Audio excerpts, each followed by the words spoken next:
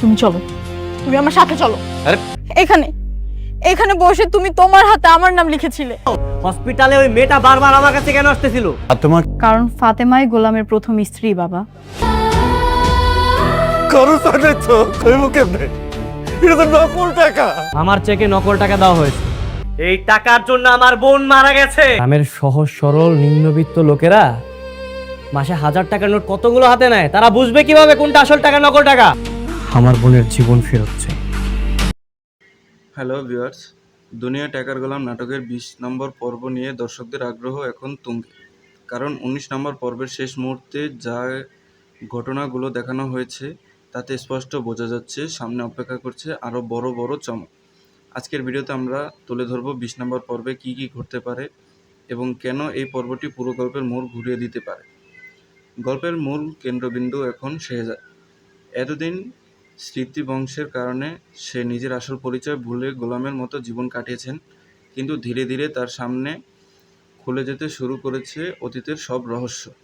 সবচেয়ে বড় ধাক্কা আসে তখন, যখন সে জানতে পারে যে এক মুঠো জাল টাকার কারণে একটি নিরীহ পরিবারের জীবন ধ্বংস হয়ে গেল। এখান থেকেই শেহজাদের ভিতরে ন্যায় বিচারের আগুন আরও তীব্র হয়ে ওঠে। অন্যদিকে ফাতেমার চরিত্র এখন দর্শকদের আলোচনার কেন্দ্রবিন্দু, কারণ এক সময় যে মানুষটি ভালোবাসার কথা বলেছিল সেই শেহজাদকেই নানা ষড়যন্ত্রের মধ্যে ফেলে দেয়। তবে ফাতেমা একা নয়, তার সঙ্গে রয়েছে রিশাদ, আর পুরো পরিকল্পনাটি বাস্তবায়নে সাহায্য করেছেন অসাধু ব্যাংক ম্যানেজার লতিফ। অভিযোগ অনুযায়ী জাল টাকার কারবার, প্রমাণ গোপন করার এবং সত্য লুকিয়ে রাখার পেছনে একই চক্রের বড় ভূমিকা রয়েছে। এদিকে ঋতু একমাত্র মানুষ যে সব পরিস্থিতিই শেহজাদের পাশে দাঁড়িয়ে আছে। শেহজাদ গোলাম হোক কিংবা নিজের আসল পরিচয় ফিরে আসুক, ঋতুর বিশ্বাস কখনো বদলায়নি।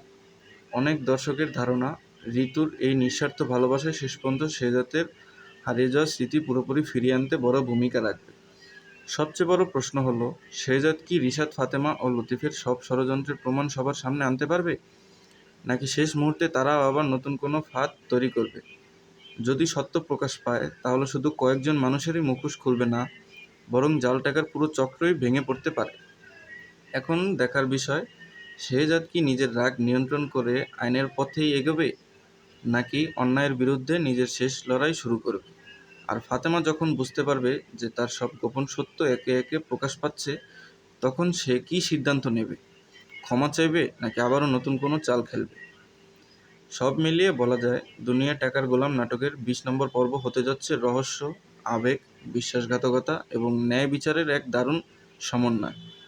তাই এই পর্বটি মিস করলে গল্পের সবচেয়ে গুরুত্বপূর্ণ মুহূর্তগুলোই হয়তো আপনার অজানাই থেকে যাবে।